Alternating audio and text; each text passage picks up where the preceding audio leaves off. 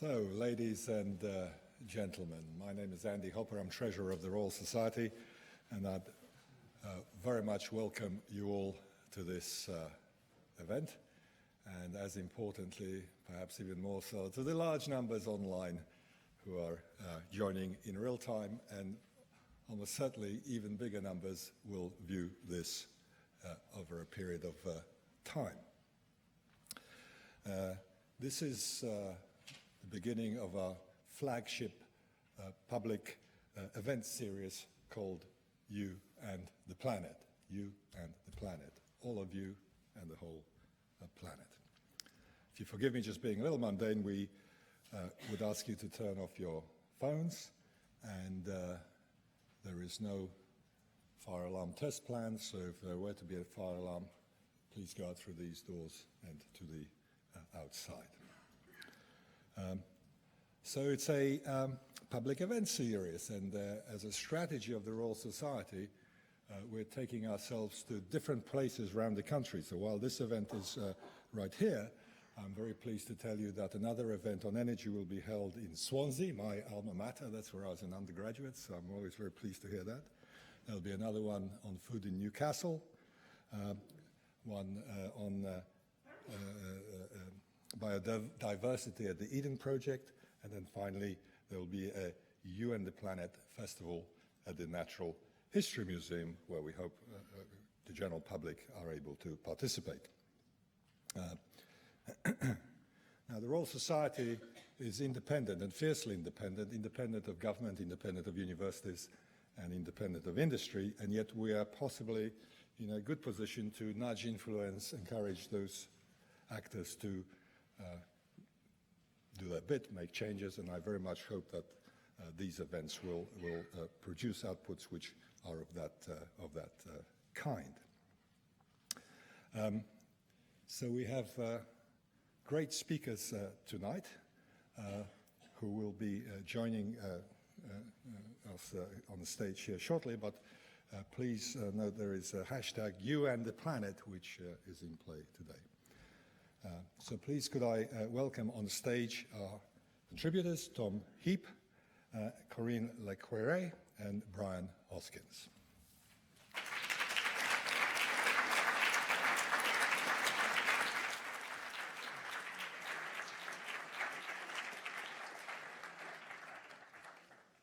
Well, thank you very much indeed. And good evening, everybody. My name is Tom Heap, as has just been stated.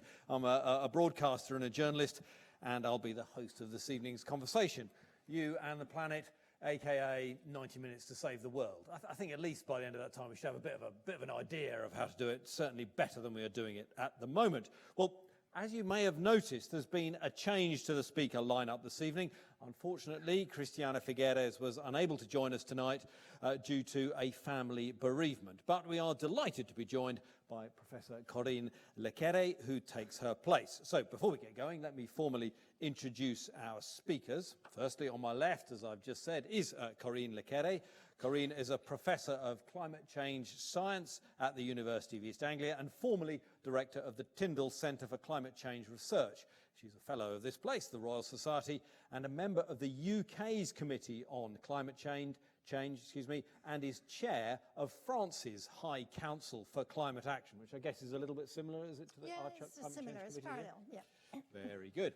Okay, and on her left, next to Corinne, is Sir Brian Hoskins. Brian is a leading climate researcher and a Fellow of the Royal Society as well. He was founding director of the Grantham Institute for Climate Change and the Environment at Imperial College London, and now serves as its chair. In 2018, he completed 10 years as a member of the UK Committee on Climate Change and was knighted in 2007 for his services to the environment. But I gather your proudest moment, Brian, was in Scarborough a few decades ago. Tell us about that. I knew I shouldn't have told you that. Well, my first public talk on climate change was in 1985, I think, in Scarborough, in the Clean Air Society meeting. And it was at a time when it wasn't clear, and certainly the media had got hold of the fact that the next ice age was coming. And Panorama had shown icebergs coming up the Thames. And so my first talk was climate change, will we freeze or fry? And I decided that frying was what we had to worry about. Well done, you bet the farm on the right. Well, that's right. 34 years later, I think I made the right choice. Yeah. I think you did. Yeah, very good.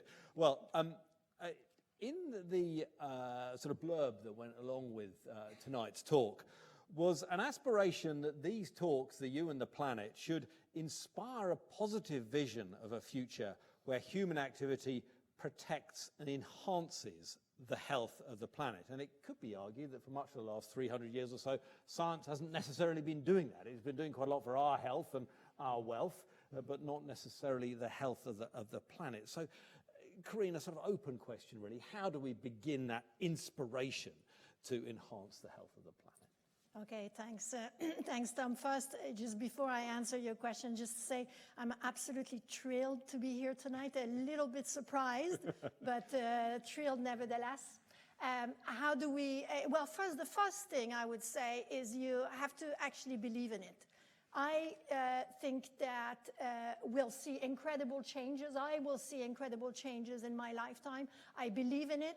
I think if you believe in it, you make a start, you exercise your voice to say what you do around you and share it with others. This is incredible. I think that in my lifetime, we will breathe pure air in the heart of our cities. I think in my lifetime, we will recycle everything. And in my lifetime, we will stabilize the temperature of the planet. That's what I think. And I feel a lot happier by making my own contribution to this. And just before I move on to Brian, on that belief piece, Yeah. do you think we've seen a change really in the last year or two where that belief has gone from a sort of intellectual belief to perhaps a slightly deeper belief in this country? Absolutely. I mean, the last year has been absolutely incredible.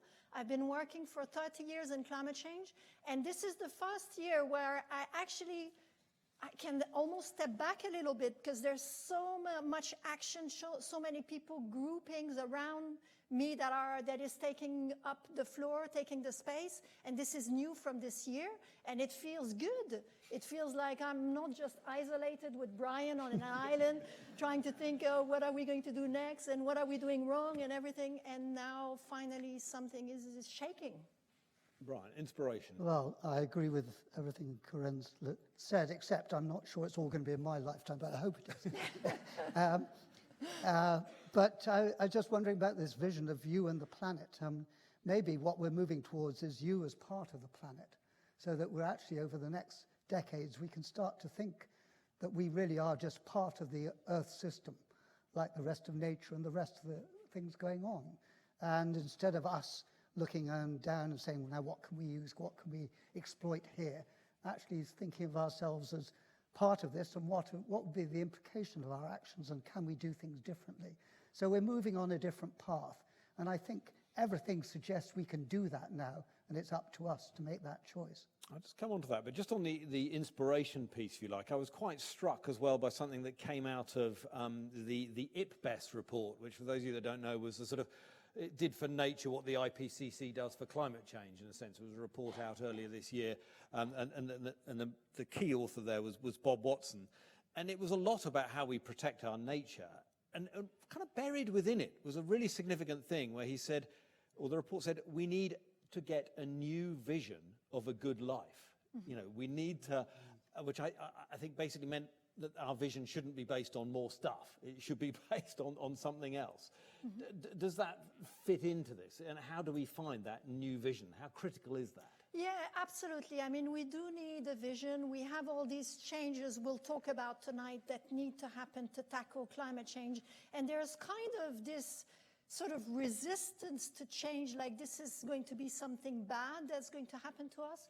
And in fact, it's not at all. I mean, it's about, as Brian is saying, being more in sync and harmony with the environment. It's about making an environment that helps us. So having clean air helps us and helps a lot of things. Eating better helps us, helps having more sustainable land and everything. And so having a vision of how we live within the environment. Why are our cities looking the way they are? This is the last century. Why do we have not more vegetation, biodiversity, refugia in the cities? Why is everything has to be concrete? Where are the trees in this environment? And all this is missing in the way that we accept the world the way it is without criticizing or being a bit more alert to the fact that we're here because of a series of decisions that have been taken without having a vision of a planet that is overloaded now. Because currently our measure of a good life, or a government's measure of a good life, it seems to be GDP.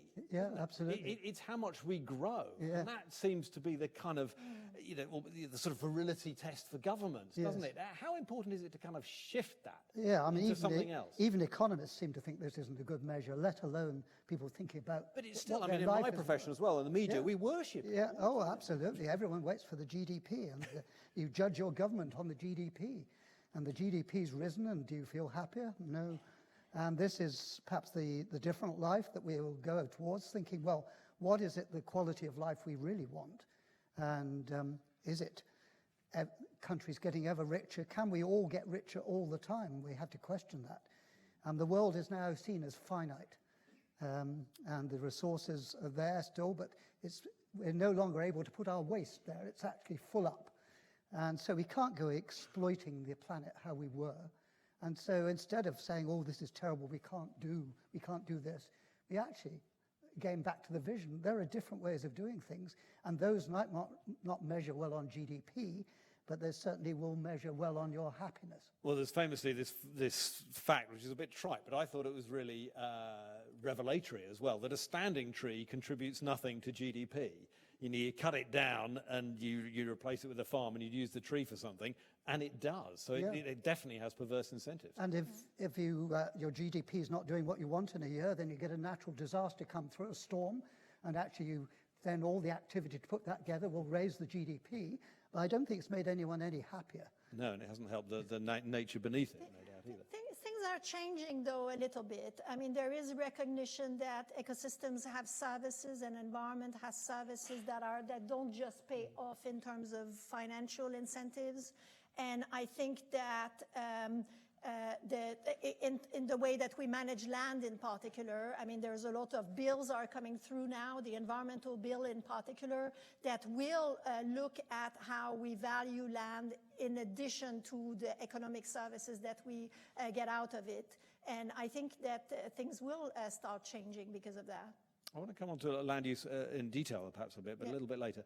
First of all, Brian, I mean, we're here in a scientific organisation. What are the key scientific challenges, hurdles, investments that are required to enable us to stay within 1.5 and not? Science and technology. Yeah, technology, yeah, absolutely. Yeah. And the key things we know already. We don't have to think that something's going to be invented in the future. They're there.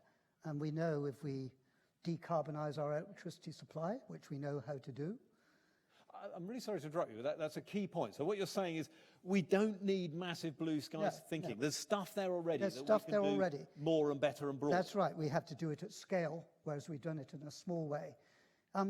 When I first got into this sort of thing in the Royal Commission on Environmental Pollution back in the late 1990s, I think we were the first ones to really think, now let's set this 2050, and we'll think about the energy supply in 2050.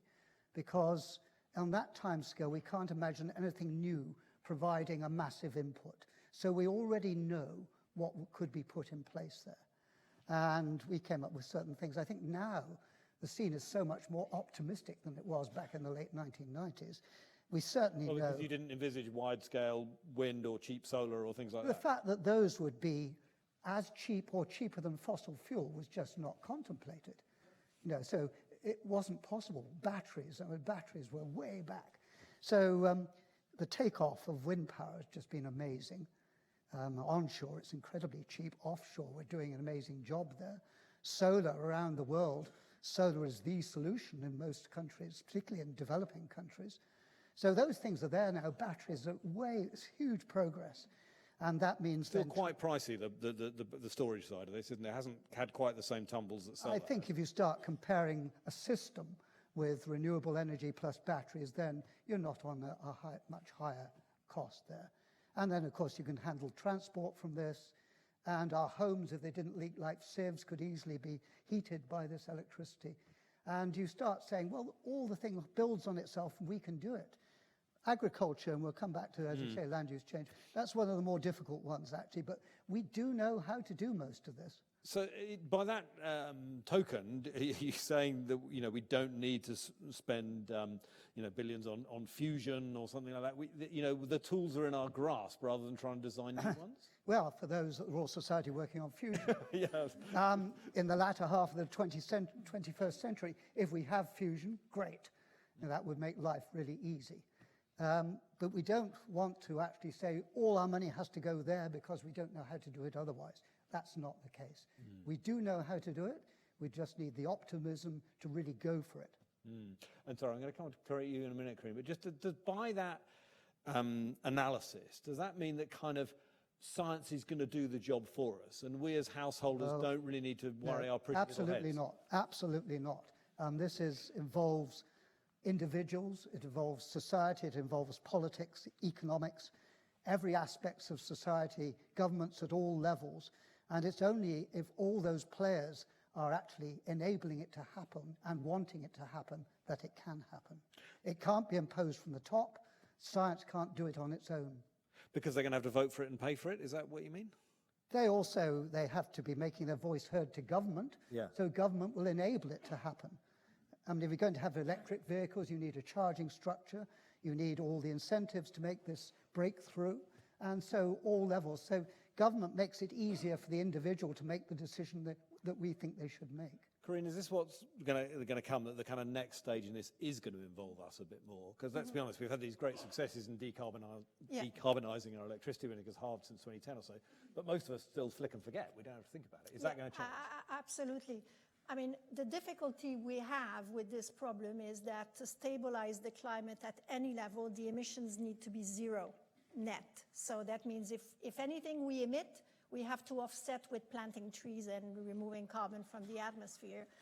And if you start breaking down where the emissions come from, in the UK, we've been very good at what we call the easy stuff, which it didn't look easy when we started, but now it looks easy, which is producing electricity on low carbon, so renewable energy, producing electricity with renewable energy. And this, we've done quite a lot of that. But we're now faced with all the other things, which is not, when you think about it, that hard by itself, but the number of actions that there are to do, there's lots of them. Example? And, well, just transport, for example, the way we go to work. So lots of people will go to work in a car, using a car. And so these emissions are real, they're big emissions. It's actually our biggest source of emission in the UK. So we have to, what we say, decarbonize transport. You can do this by, well, getting out of the car, so bus, cycle, and walk. You can do this by having electric mobility, so either an electric car, if you can afford it, or an electric bicycle, which could actually become more popular. Can you do it by green number plates that were just announced today? Green number plates, you think that's yes. a good idea? Well, why not? You know, Felt a I'm all little for bit ideas. I mean, back I of a think fag packet it's for a me. bit small as far as ideas go in a problem like this, but it is an idea. So that means that if you're an individual, you're going to have to do something. So you have to first realize that, well, you're part of the problem because you have a car and you use it. I have a car, I use it, not very much, but I do. And find yourself a solution. So you have to find a solution that you can afford, that will do what you need to do, and implement the solution. And I think sometimes we think these solutions are bigger than they are really, but after you have actually decided to go to work on a bus, then it sort of seems, you know, there are some advantages to this. You're skeptical? Yeah, a little bit. I mean, sorry. Every time you drive down the road in a petrol or diesel car, you are influencing the climate for the next 1,000 years. That's an amazing thought, isn't it? Yeah. Really, before you drive that car, think, I am influencing the climate for the next 1,000 years. Yeah, it makes you feel a bit queasy, actually. Yeah, the amount of absolutely. driving I do for my work. But I was just going to say, you know, if you live and work in the countryside or even a county town, you know, you're a plumber, or even, let's say, you're a journalist. You need that car currently to get about, and the electrical alternative costs 20 grand. You know, it isn't yet within reach, is it? No, that's right. So there's a number of things that individuals can do now, and depending on your personal circumstances, you will be able to do one or the other, or maybe a few of them. And if you're in that particular case, I mean, not everybody's a plumber here, so if you're in that particular case, this might not be the solution for you now. And that's why people have some leverages that you can put in place, but the responsibility at the end of the day to make things happen at a level that we need, that's what governments need to enable. So they need to put these charging points together. They need to put these subsidies on electric vehicle. They need to organize a shared ride, for example, where that's possible with employers and so on, and organize the costs of things so that infrastructure like cars that emit CO2 have a price, are charged with a price, you take that money and you invest it somewhere else. It's not that easy, it's going to cost, it's not free, but there is a way forward. Is energy too cheap, Brian? That's a difficult question because it then involves those who find it difficult to afford the energy they have. So you get then into the inequities in society that some people cannot afford and others can. So you can't just say we should raise the price of energy unless you actually think about justice and equalities and the society we have. And that's part of the whole issue here, where we do have to think wider than just the climate issue. We may get back to ideas of a just transition or whatever, but it involves thinking about the fact things aren't equal across society. And whenever you do something using a price mechanism, then that's going to make life difficult perhaps for some in society. So there might be other ways to do it, or else we have to think in a bigger sense. Well, maybe we should get stuck into the just transition right now. But the reason I ask the question is that firstly, sort of energy is being asked to do more and more things, if you like, which could well come at a higher cost, or maybe ought to come at a higher cost because it's being asked to do more than just. So my simple answer is yes, it should be. Thank you. You should actually be more frugal with it. Yeah. If you're more frugal with the energy, that's like me saying you're influencing the climate for the next 1,000 years when you drive your car. Now, do you have to be charged more for your petrol to go to that realization, or can you actually think about what you're doing? And the other reason I was going to mention is that it seems to me that for most of us, and by that I mean probably 70-80% of the population, actually energy is too cheap for us to save it. It doesn't, the energy saving things don't really add up, and sadly they don't. So there isn't a great incentive to look after this. I think it's true with energy and food, and both are probably too cheap. But as they say, that we can't just say they should cost more because that would cause real hardships. So it has to be looked at in a broader sense. But yes, it is too cheap. Energy too cheap? Yeah. Well, the energy price we pay now does not recognize the damage that comes with some forms of energy. So that's a yes, it is. So that's yes, it is too cheap. The other thing is that, so the strategy we're using now is producing more energy, renewable energy, and kind of hoping that it will phase out fossil energy. So there is a bit of a plan for coal, moving out of coal, but there's no plan for gas at the moment. And you look at what happens worldwide, there's great success in renewable energy. Most countries' renewable energy grow in parallel to fossil energy because the energy demand is there, maybe because the price is not right or just the demand is there. So as much as I would like to use all that more and more energy, the fossil energy is causing climate change, it's causing pollution, it's damaging, it has to be phased out or captured and put underground. And that part costs money, and we just have to implement it. It's amazing at the moment that the subsidies for fossil fuels around the world dwarf the subsidies for renewables. So still we're putting all that money into fossil fuels. And do we have subsidies for fossil fuels in this country as well? Red diesel might be an example. Well, yes. Well, I mean, for farmers. any subsidies that we put in gas in the North Sea is subsidies in fossil fuel in helping the industry, tax cuts and so on. Yes. So that should go? That's It should go in a managed way. Yes, eventually. should go? In a managed way, and this is part of this looking wider than we've been plagued with decisions that are made just at this instant, thinking of this one, and then perhaps rescinded a little while back. What it needs is a plan where we actually say, well, this is where we're going, and we will gradually get this coming in, and this going out, and this cost will gradually go up, but not these sudden changes, because that really unsettles everyone. No one can plan for those. We have to have something we can plan. It's got to happen quite rapidly, but that doesn't mean on the decadal timescale, 10, 20 years, we're transitioning from there to there. And we all know how that's going to be done, and these sorts of policies will be required. Plan now for how we do that. Just on that just transition thing you mentioned, it was quite an interesting notion. I mean, how do we make sure that in this transition, those who on lower incomes don't suffer? Or, I mean, brutally, do we say, actually, that's the way the market economy has always worked? There is some suffering at the lower end. Well, the just transition has something inside a country and also in terms of the world. And if I could start with the larger one, then many countries of the world will find difficulties, either because they're developing and they rapidly need their energy, or else because they've been dependent on fossil fuels and they can't see how to move away from that. So we have to help that happen. And that means, whether you call it subsidized, helping them do that with the new technologies to replace, or if it's a developing country, that those new technologies are the way they start developing. So they don't have to go through the dirty phase we've been through. They can go straight to the new phase, and that's almost an advantage for them.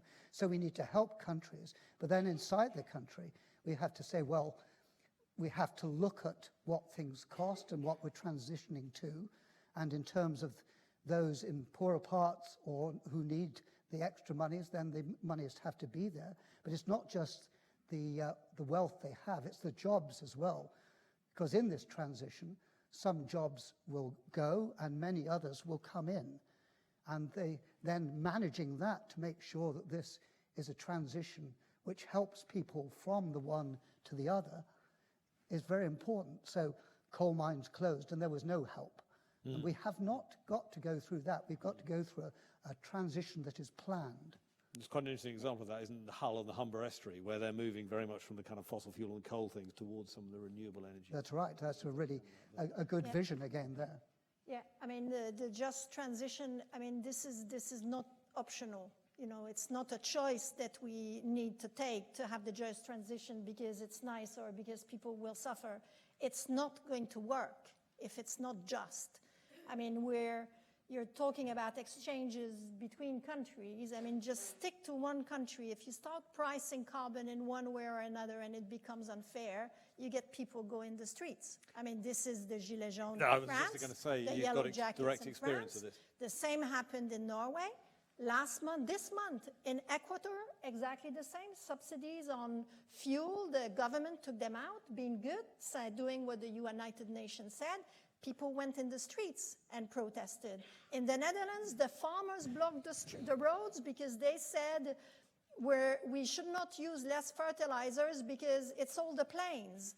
I mean, if this is not just, and if it is not managed, it is not going to work. We need to bring everybody on board. But don't those protests actually betray, sadly, the rather shallow depth of concern or care in the general public? Because you give them a tiny bit of pain and they're blocking the roundabouts in France. Absolutely not. Absolutely not. They do portray inequalities in society as we have now, and then that's tipping the iceberg in addition. But the transition that we have now is unmanaged.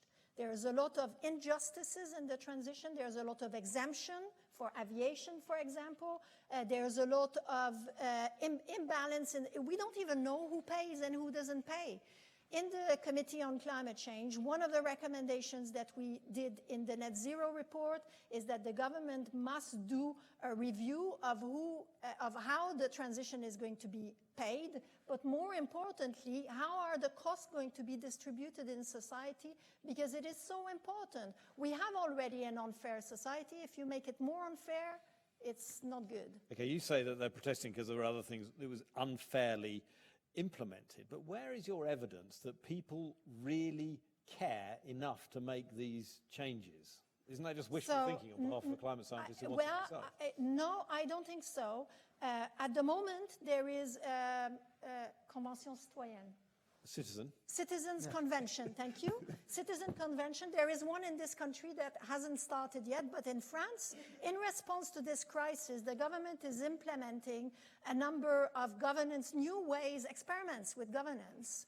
And one of the things that they have done, the French government here, is selected randomly 150 citizens from the members of the public to come and find solutions, propose their solutions. It's kind of what XR want, isn't it? I mean, they want this citizen. Exactly. And they had 1 weekend so far, and the discussions were, the report for the discussion was very, very productive interventions from citizens, very interested, very knowledgeable, putting their fingers on all the right things, and not at all blockage, and in fact, being surprised at the state of the climate science, and why don't we know more in society about the urgency of the action? I don't think you should underestimate what the public know about this now. I mean, as I go around to give talks, maybe I'm hearing a particular audience, but certainly the enthusiasm for tackling this issue is there. And you've only got to see the young people. The enthusiasm is tremendous for tackling this issue. So it's just to sit back and say, oh, no one really wants to do it. I don't think it's right. They're not being Are they prepared enabled. to take pain to do it? Well, Or do they perhaps they don't have to? it's not, if we do this properly, the pain is minimal. It's actually enabling them to make the right decisions. It will be a change, and maybe some people don't want anything to change, but it's a change. Do you agree with that? The pain will be minimal, or is perhaps the pain a little bit higher? I mean, I mean, 10 is billion of change us in painful? 2050. I mean, there's a cost, and the cost is going to be real. It's a real cost. The cost should be less for people who are less able to pay, and more for those who are able to pay. But of course, the cost is a pain automatically. But the behavior and the change is much more important than the cost in many ways. And whether that's painful or not, I'm not sure. The cost is 1 or 2% of GDP, to go back to your GDP. I'm not, many things are 1 or 2% of GDP. It's not as if this is way out of all the others. And this is about actually our future on the planet, which I would have thought was rather high on everyone's agenda. Yes, I think there's quite a nice comparator on that, isn't it? Because I think that figure comes from the IPCC. That's roughly what it would take to It keep came at from the 1.5. Climate Change Committee, actually. The comparator on that, I think, is that the moon landings cost 2 to 3% of American GDP. So to get to another world, 2 to 3 to save our own, half that, seems like a bit of a deal. Sounds pretty good. I'll buy that for $1, as I say. Okay, absolutely. Penny in the pound to save the world. Right, sold. Yeah, I knew we'd get there. Let's just move on to what we've been seeing on the streets, particularly of London. Do you think Extinction Rebellion are a good thing, were a good thing? Have they reached their moment? They have done some good, Extinction Rebellion. When they Have they done some bad? I might or not get to that, but let me talk about the good first. There were strikes in the spring. Now, I don't live in London, so it didn't annoy me, but so I can just talk about the good. But when Extinction Rebellion did the strikes in London in the spring, they said one of their claims is we need net zero by 2025. Nobody knew then what net zero was. Nobody in the society knew what net zero was, and it was in the newspaper every day. And by the time the report of the CCC with the recommendation came with net zero by 2050, everybody knew what it was, and it sort of seemed like a bit relaxed. And whereas I thought it's going to be so difficult to make society accept net zero by 2050, they actually pulled the whole referential of what is possible in the other direction, and the mental space became all clear to do things that I would have never thought imaginable before then. So, I mean, this is incredible. But are they saying enough about what we can do, rather than just the anger and fear message, which, to be honest, has been a fairly familiar message from the environmental movement for as long as it's been there, and you can argue about how effective it's been. Let me give the positive again Yeah. first. I mean, I think we have the children's strikes and the actions on Fridays, etc. So And along with Extinction Rebellion, they've brought this up the agenda. There's no doubt. Scientists like us can give all sorts of knowledge and information. It's and good for whatever. scientists, good for journalists in this space as well. Yeah, and that informs policy, but you need some emotion. And I think they brought some emotion to this, and that's really important. And this is an emotional issue, looking after our planet. And we can sound very dry about it, but this is extremely important. And it's important to hear lots of voices. And if the Climate Change Committee comes out saying we need net zero by 2050, and they're seen as extreme, then maybe that's going to be difficult. But actually, there's voices saying we need to do it earlier than that. And it's been very important that there's voices like that. So it helps to make 2050 seem more doable. Well, actually, and the Climate Change Committee went through all sorts of things about how soon could we do it, and in the end they thought 2050. Well, the lesson of the last decade is maybe it would be possible to do it earlier, but if we spend all our time arguing about what the date is, we won't get on with doing it, which is the important thing. So I agree with you that actually there's been a bit of frightening, but maybe some element of frightening is necessary for people to shake people out of, perhaps we can put this off for the moment, and leave it to next 10 years or something. It's so urgent to take action now, not because we're going to fall over a precipice in 10 years' time, but because we have to start taking action now if we're going to equilibrate the climate at anything that we think is really handleable. You both suggested there were some things you think that perhaps weren't helpful in the Extinction Well, Rebellion clearly, message. I think the action went too far, and they realised that themselves. Yeah. Now, whether that was people really associated with Extinction Rebellion or others tacking themselves on, I don't know. But I thought they would, they had gone in terms of blocking streets or whatever to a certain point. And if they went to shutting down Heathrow, that would clearly be counterproductive. There's a point beyond which it really isn't worth going, and you've made your point. Don't go any further than that. I think they got exasperated because the media stopped paying attention to what they were doing, and they were living for the headlines. So that's the way things often go. We've seen that in the climate thing over the years, that in order to keep going to the headlines, you have to have a bigger and bigger extreme event. Do you want to come in briefly? We'll talk about the media in a second. So, This transition, everybody needs to be involved. So if people are put off, then they're not going to be involved. This is really, really critical.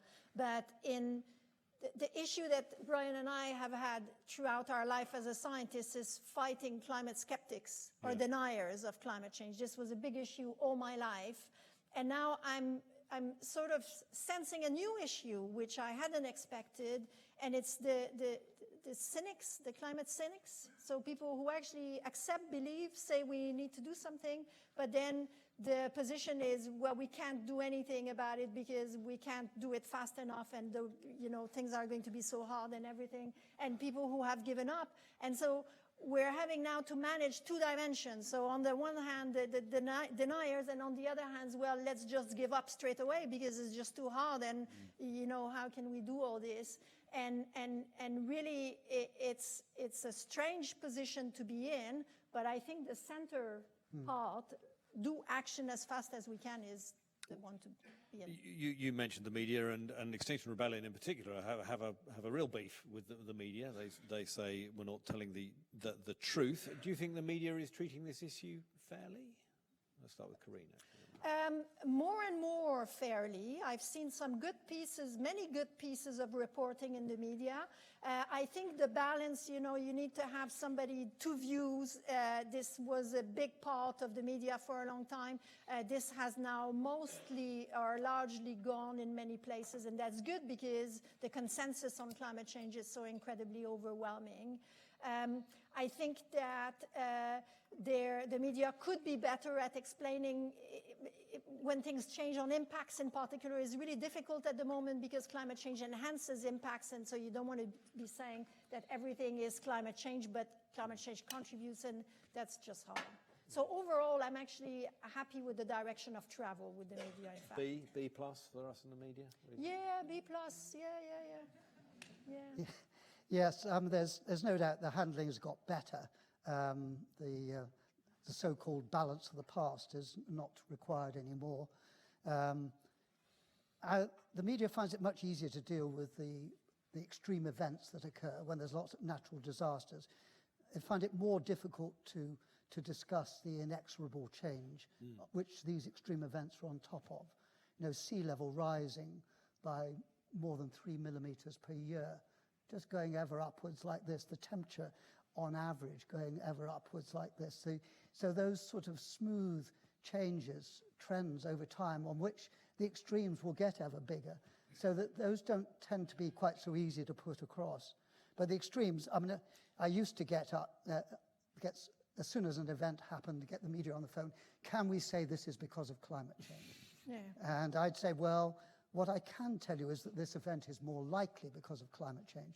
And that was end of story. They'd go to someone else who'd say it's because of climate change. You know, so It's a bit damning, really, because it's not that difficult a concept. no, you wouldn't have thought so. But, No, I mean, clearly it's beyond people my are grasp for used me. to taking assessments of risks. You know, you cross the road, you assess the risk of doing so. And people are pretty good at putting on bets sometimes on horses or whatever. Assessing risks is not something we can't do. Yet it was seen in this area, there's actually, people couldn't understand that, contemplate that climate change event has made this more likely. Now these days, there are techniques for saying this is 5 times more likely. And I don't really believe that number could be 20, anywhere between it's 2 and 6 probably. Any figures on a duvet, Yeah, isn't it? but because they have a number now, then they're happier, I think. Whereas extreme rainfall events have been, for years, we've known the science behind why those should occur. The models show that it is expected to increase. So we know the science behind the increase, and almost around the world, and almost everyone you meet has appreciated now that you're getting more of these extreme rainfall events. Yeah. I mean, it's an amazing thing that the atmosphere, if it's 6 degrees warmer, can hold 50% more water. And so the same rainstorm would be 50% stronger. I mean, it's not difficult science.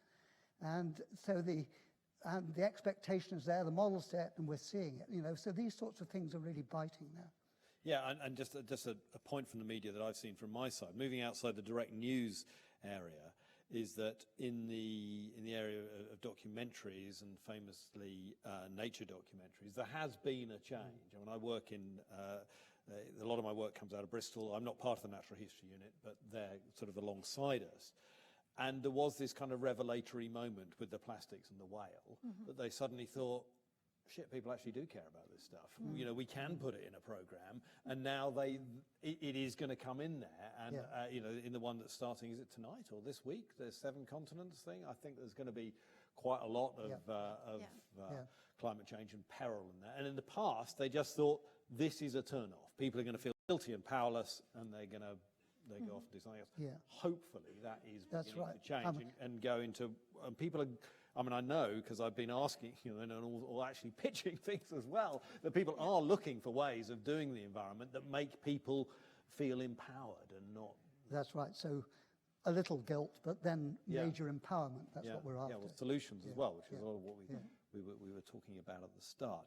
I want to come on to land use because it is one of the most tricky ones, isn't it, where we have made little progress in this country and arguably internationally, and it comes into both the climate change and the nature sphere as we looked at, as I mentioned, that IPBES report earlier on, that was very much about land use. Corinne, a ridiculously broad question, but kind of, you know, what needs to happen to land use? What are the things we really need to engage with that we're not engaging with now? Well, I mean, at the moment, we're using land to produce food and drinks, essentially. So there's a lot of value to land that is not necessarily systematically recognized. I mean, there are lots of farmers that do good and sustainable farming and so on, but it's not recognized, it's not managed as a whole. So the land is fragmented, the farmers have their own sort of land and decides for themselves, and all the bigger services that land offers, like, I mean, land cleans water, for example, hosts biodiversity, store carbon. So all these services are not recognized as a proper value for land. We're also not using land at its best.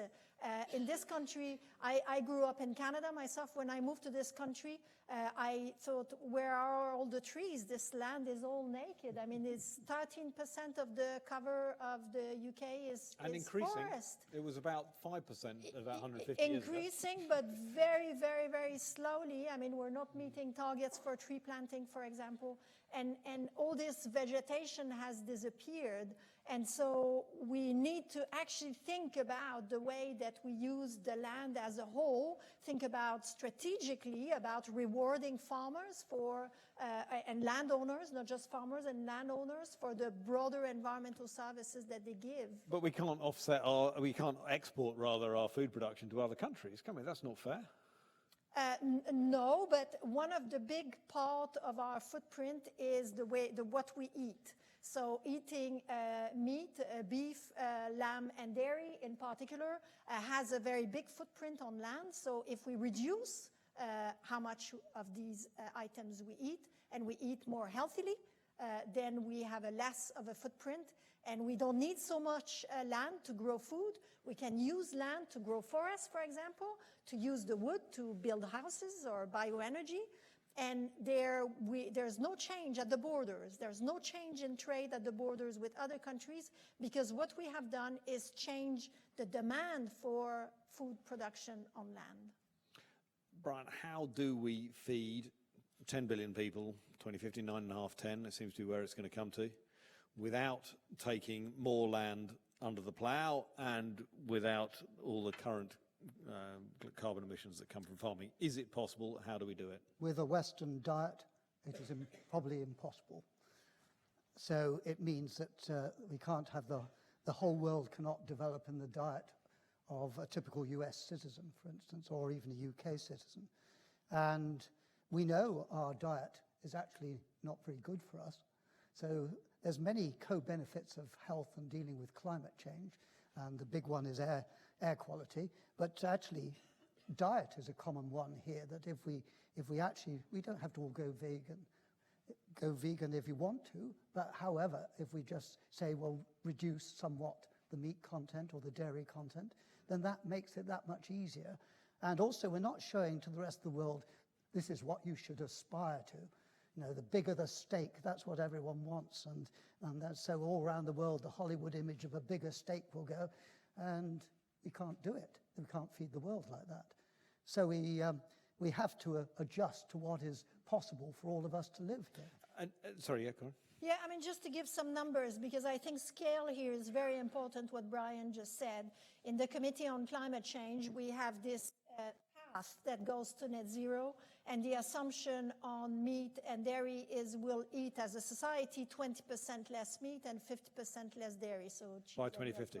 By 2050. Okay. So, you know, it's less, but it's not dramatically less. And by releasing that land, then we can grow forest and so on. So it's not dramatic. And the other point I want to make is that we actually have enough food, at least with the population we have now. It's a distribution problem that we have. So we waste a lot of food, and the food is not some of us grown, eat and some quite of a lot us of it. eat a lot, and others eat less than they should. So it's not so much the production of food that is an issue, at least with the current population, but it's what is grown where and the waste of food. But the way we treat the soils as well, Yeah. you can lock a lot of carbon in the soils.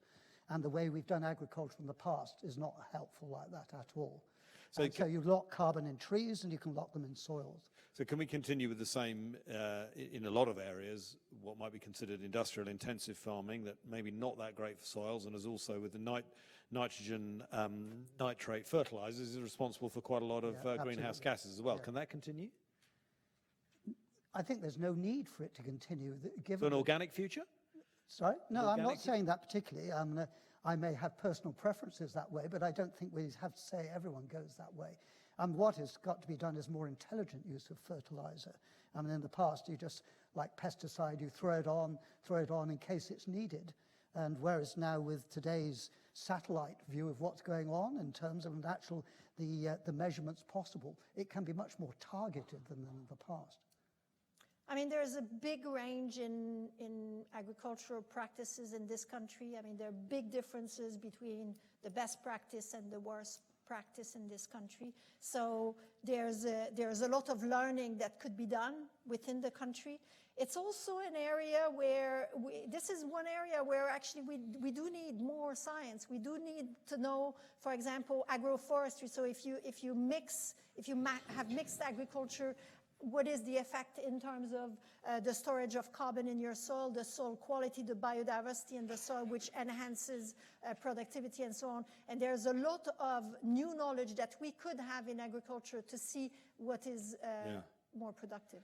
Because, once again, referring to that Nature report that came out earlier this year, one of the things that the authors were very wary about was extending the area taken under agriculture. In fact, that was virtually a prohibition. And there is a lot of concern that if we move to a lower chemical toward an organic future, that could require taking more land under the plough. And that's got to be a no-no, hasn't it? We certainly have to plan and see how we're doing and try and do the best thing and keep looking at it. I think actually at this moment we can't say what the agriculture will look like in 20 years' time, but we've got to actually move in a direction where the right things will happen. It could be even worse, because we might be wanting biomass to actually burn and then capture the carbon to create energy, or some people dream of using biomass to create the fuel for aircraft. So if that was done, that would take huge amounts of land. So you can't just say we can do that, because that really will stress the system. We need that land really for growing. Dr. Crean, you make a good point. I think there's a lot of science to be done in this area. For instance, there's a lot of talk about what can be done in the sea with sort of seaweed or, the coastal farming and things like that, which could produce fuels. It seems, and mixing trees with forestry, trees with agriculture, not only crops, but also livestock. It seems to me there's masses of work that's needed. There's masses of work. There's already a lot that we know. For example, managed forests store more carbon than unmanaged forests. So there's lots of things that we can do already. The marginal land is not used. We can identify, you just go on a road, you can identify lots of lands that is bare and not used for anything.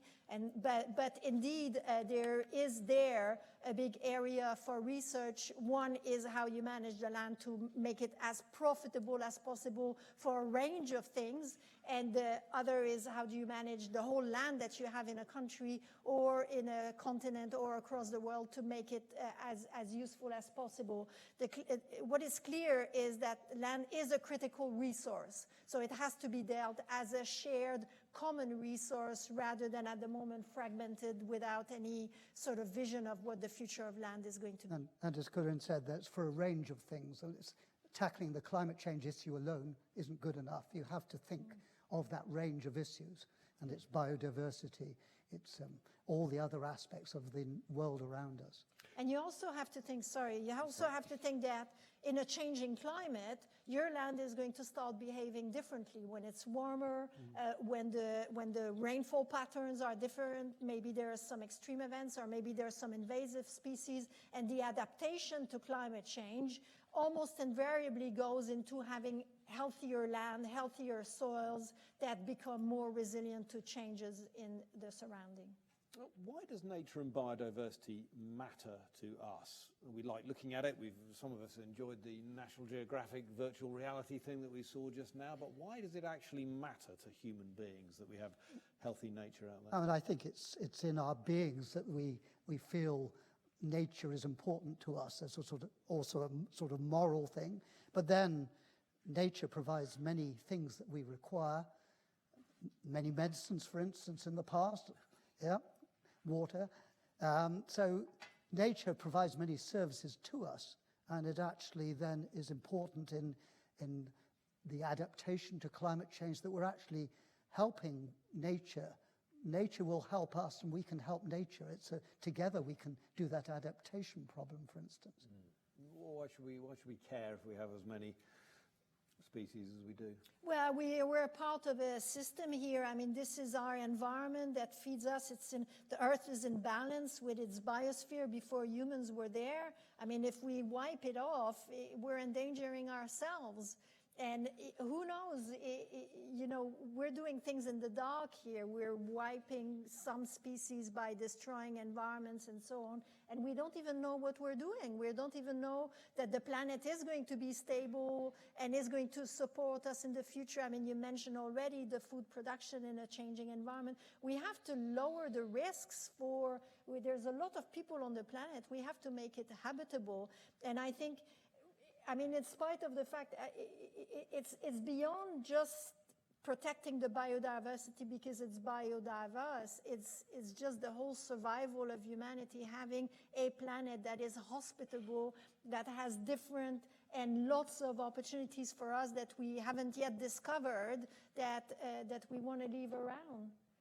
We've already reduced the species by a huge amount, and if we're not careful, the next species will be us. But sorry, isn't that the problem? That we have done that, and look at us. There are 7.5 billion of us, probably wealthier and healthier than we've ever been before. So isn't the track record, I mean, I feel slightly heretical saying this, but isn't the track record that it doesn't really? Yes, how many can we get rid of, do you think? We still survive and do well. Well, perhaps we're on the experiment to find out. Yeah. Well, I don't want to do the experiment, but I kind of wish it were the case that there was a sort of obvious loss and damage to our lives from this, but I'm just not sure if the evidence is actually there. I wish that it were. I mean, we're the most successful species on Earth, so of course we're dominant now, but we haven't got many decades of experience exploiting this planet with the number of people that is on it. So I think your sample of evidence is actually very short. When I was born, we had half the population of the planet of today. And I'm just kind of not so old. We're probably, I mean, the population of the planet is probably going to stabilize by itself now in the current trend, around 10 billion people or so. I mean, think about having 1,000 years with 10 billion people on the planet and all the resources go down. I mean, come on, you have to just prepare the environment for these people that will live after us. The world doesn't end in 2100. There will be many millennium afterwards with lots of people on the planet, and they need resources. And I mean, it's back to the vision I think I was trying to give at the beginning. It's you and the planet. And it's you as part of the planet that we're moving towards. So seeing us as part of the system. So we're not thinking about how many species we can get rid of or whatever. We're part of it. We're part of the planet. See, I mean, we are just in an incredible moment in the history of humanity with this explosion of population that is going to stabilize. I have this beautiful graph that I show to my students. It's 3,000 years, very, very low population. Then there's us, and we're in the middle of this exponential, and then there's a population like this. And we live here. We're here in this explosion. I mean, people who live there, the students today and the people born today, they're in this cusps here. They're also incredibly lucky. And I think it was boring before, and it will be boring after. But maybe live in boring times. But I think we have to be very careful to not look at the world today and say this is our lens and things are great because they've always been and we're so comfortable. Yeah. This is really a very unique time. Could talk a lot about population. One of the extraordinary things is the amount of that population growth is coming from sub-Saharan Africa, isn't it? I mean, that is where the massive growth is going to be. It's going to be. Yeah. It's going to be. Yeah. But just where it has been, I do just want to touch on the sort of international picture, because we often get, people often criticise, it's all very well, but what about China and India? It often strikes me you can paint their energy position or climate change position in whichever way you want. I mean, both of you really. I mean, should we be optimistic or pessimistic of what's happening in the big countries of Asia? Yeah, I mean, lots is happening in the big countries of Asia. A lot of coal. But I mean, China is a big country, 1.3 billion people. If you look at, I mean, I work on carbon emissions. The emissions of China are exactly the same as the emissions of the UK. Of course, they're the bigger emitter in the world because per head, per person. Because there are so many people. They're in the development phase in an interesting position because the east of China is a developed country, but the west of China is a lot poorer. And so they haven't been developed for so long, so they are still in a quite pollution, heavy, intensive phase. But the government is one government, and they are quite regulated with these 5-year plans with objectives that they set in place. They're not yet in the long-term targets, but they could get there if the rest of the world, if the Paris Agreement works, then I think China inside the Paris Agreement would work. Well, this is a really key thing. Can I come in on China? Yes, but just for a minute, Brian. Does what we do in the rest of the world make a difference to these big countries? It does. A sort of example setting, or well, yes, as an example setting, as developing the technology, showing that it works. I mean, it's not just us, right? For one thing, that is in this pathway. I mean, a lot of other European countries are in this pathway. The U.S., the emissions are decreasing in spite of the president, is he president? Yes, I believe he is still president. Yes. Yes, yes. And the Paris Agreement is a masterpiece. It's the diplomats who wrote the Paris Agreement. I raise my hat. Respect to Christiana, who isn't here. Yeah, exactly. Sorry, you get me. But it's really big because it provides an umbrella for everybody. I mean, I was talking about fairness before. I mean, this is the most transparent agreement that exists. You know, countries come and say not only what they're going to do, but they say why what they're going to do is fair. You want to come in on China? Yes, I mean, I often get in and give public talks on, why should we bother? And China's the problem, really, isn't it?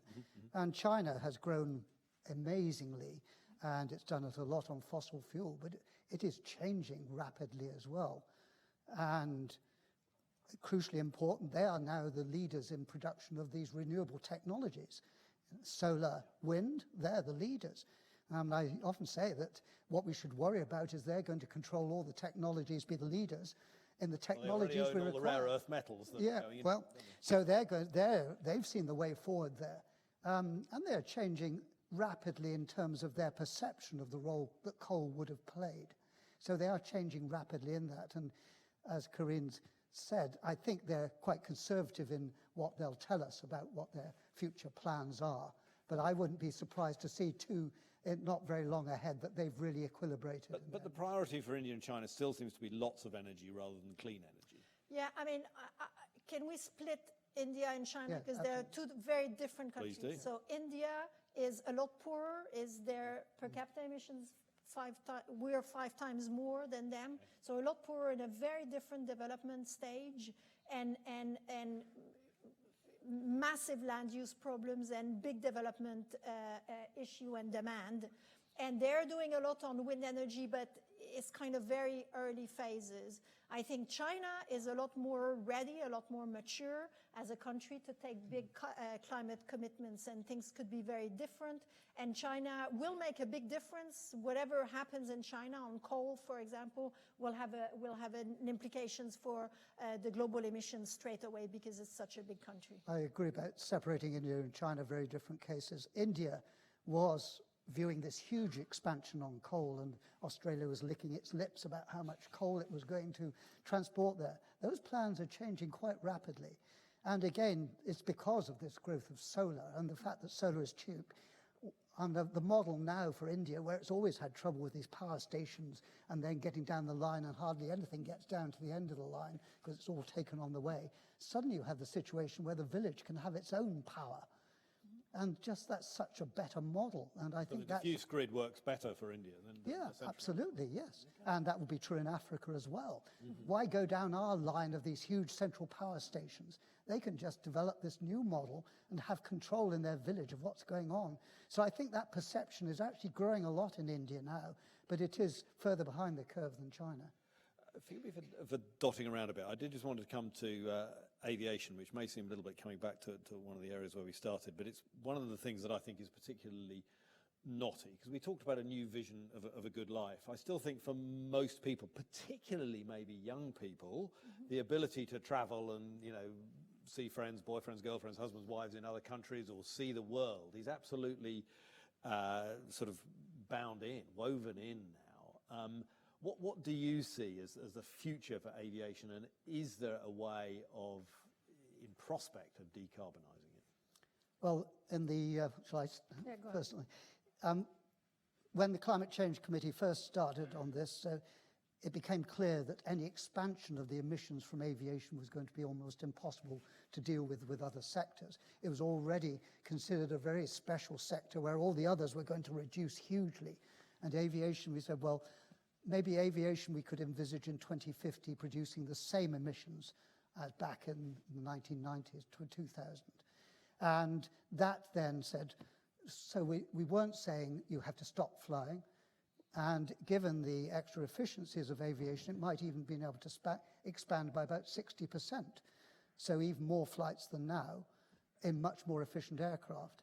Now with the net zero at 2050, this may have to be revisited. But I don't think anyone's going to say, abandon all flights, you've got to stop flying now. It is like the car driving down the street. Is your journey really necessary? Clearly, we're not going to abandon it altogether. But I just want to, well, on that piece, it has been suggested. I've heard talk, and I think it's quite an interesting idea, that if we need to make sure you need to take that flight, is there a case for a flight taxation that you get one flight a year for free, no tax? The next flight, maybe 20%. The second flight, 40%. Is there something? Should we be looking at something like that feels progressive insofar as it doesn't, penalise people who want a week in Mallorca or whatever, but at the same time it kind of does penalise those who fly regular? Corinne, what do you think? Do we need to grapple with something like that? Well, just aviation is the only thing that actually you can't really bring to zero, beside agriculture. So it's a tough one. We have to manage demand. You have to through manage taxation. demand if you want to reduce the emissions, or you have to offset by planting. It's coming on to that actually, but just with carbon capture and storage. But sadly, there's a lot of regulation in plane, and it takes time to roll over. It's not foreseeable. At least very, very difficult to think that we'll have technology that will be so good that the aviation emission will be very small. But you have to think of the further you fly, the more emissions you have, right? So it's not short haul, it's long hauls that are a problem. So if you fly, to nearer places, then you emit okay, gas. you get your first 500 miles for free. And then after that, But then you should probably do it by train anyway. But there are lots of issues in fairness in aviation. The ones you mentioned is correct. There's also tax breaks in aviation that are not necessarily modern anymore. If there is going to be anything of the kind that you say like now, then it would have to be debated massively in society. It would have to have a big which side of that debate would you be on? If I, what I would be on Do you think there should be some personally, kind of sliding scale of taxation for aviation in the future? Progressive taxation? I haven't thought about it. I would have to debate that within my family. There are many ways it could be done, and I think to say, oh yes, that's the way to do it. You could say there's a limited number of slots in this country, and so the aircraft companies will deal with those slots. They will pay a certain amount for them. But isn't it absolutely crucial, to come back to the just transition thing earlier, that if this is have a chance of being accepted, it has to be seen to be more penalising for the wealthy or the super businesses? And how you do that, I wouldn't like to say at this moment, but yes, I totally agree. There has to be some equity in this. Now, you mentioned offsetting, and I was really keen to... I think it was offsetting in a particular way. Because 10 years ago, we talked a lot about offsetting, and then it seemed to kind of disappear, either because it got a sort of bad name, because it didn't Was this work. offsetting your emissions by doing something in another country? Yeah, or whatever. Yeah. But it could have been planting trees, it could have been transferring technology, but there was an idea that, yes, we are causing climate change damage, so we need to ameliorate that or offset that by doing something elsewhere. It's an idea that seems to have slightly vanished. Should it come back? It got a bad name because many of the schemes weren't really that effective. If people keep saying, oh, I want to do something, should offsetting come back? Well, Respectable 2050, offsetting. when we come to 2050, there won't be any opportunity to offset anywhere else, because if all the countries are going towards net zero, there's nothing, But there's a long time between now and 2050. Well, Should we be there getting may be offsetting some, now? but you have to be very careful how you do it to make sure it's really effective. And the planning that is really done at governmental level to see how to help And I said, helping this developing country to get this new ways of doing technology, etc. We're coming towards the end of our time. Do you think that we should engage in respectable offsetting again? I think it's a at blind the alley? moment the market is not mature enough for offsetting. But the eventually, offsetting- yes, eventually necessary even, but at the moment it's very difficult to argue for But offsetting. the offsetting Corinne was talking about was actually then taking carbon out of the atmosphere. Yeah. Actually drawing so it in. offsetting by doing other things. Technologically, we haven't. Technology I was going to move on to. I haven't got time. One question I just wanted to end with for both of you. Let's say within the next year, there's a new prime minister. You're sitting down in front of him or her. What are your 3 wishes? 3. I'm allowed 3. Yeah. Plausible. Plausible. Okay. Or whatever. Go and give me 3. Right, We've I'm got, sitting in front we've got of... 30 seconds for both of you. I'm sitting in front of her. Okay.